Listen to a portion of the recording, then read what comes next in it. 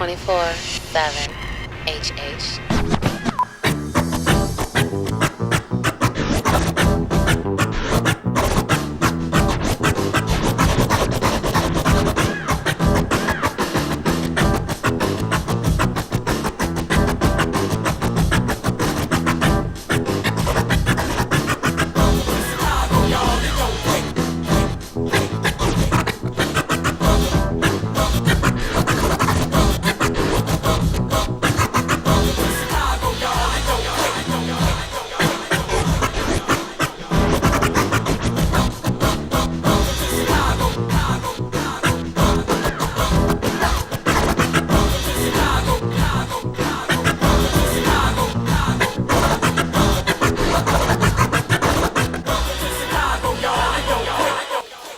You know what's funny is I never really wanted to be a DJ. I never set out to like, I'm gonna be a DJ, you know? It's just that I bought all these records and I was a big fan of just the music, and at the time you could only get the extended 12-inch version on a 12-inch, so you couldn't get it anywhere else. So if you wanted to get the longer version, you had to buy it on a 12-inch, and so I just would end up buying all these longer versions of songs, and people were like, hey man, you got this great record collection, why don't you come to this party and play some of your records? I was like, all right, cool.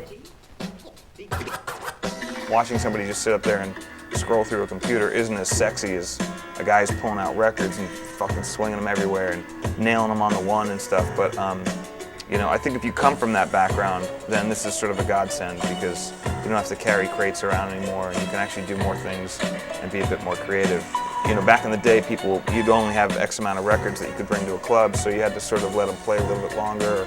You know, you had to sort of set the mood, and you know, instead of just doing a verse-chorus, you'd do like a verse-chorus, you know, verse-chorus, and then move to the next thing. So it stretched out a little bit, and people had a little bit more time to dance, and the party had a little bit more time to evolve.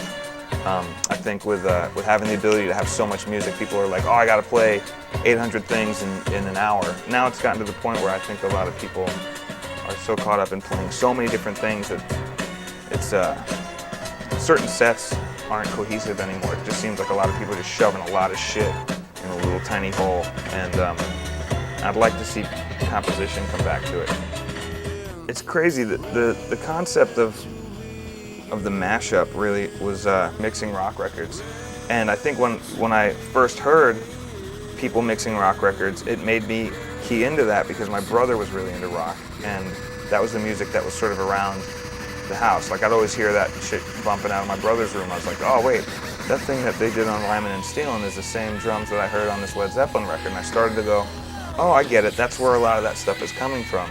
And so for me, I mean, I definitely could tell how like, oh, they're sampling James Brown, or they're sampling, you know, a sample, you know, whatever, Sly and the Family Stone.